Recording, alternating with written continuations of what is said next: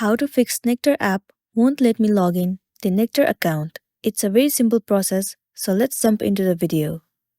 So the issue might arise due to the connectivity issue. In that case, what you want to do is, you have to check whether your internet connection is stable or not. So make sure that you are connected to the stable Wi-Fi. Once your connection is stable enough, the next thing you want to do is head over to your app store. Here in the source bar, search for Nectar. Move into this app. Right here, instead of open, if it shows the option of update, then your application is not up to date, and it might be one of the reasons that you are facing this issue. If that's the case, then tap on update and update your application to the latest version.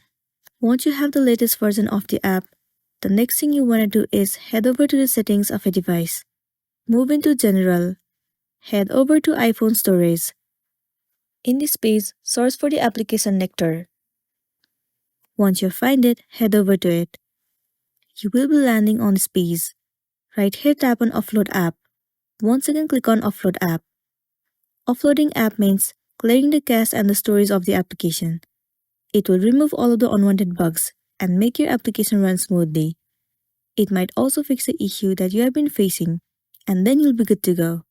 But if you are still facing the issue, then what you want to do is simply uninstall the application and reinstall it again.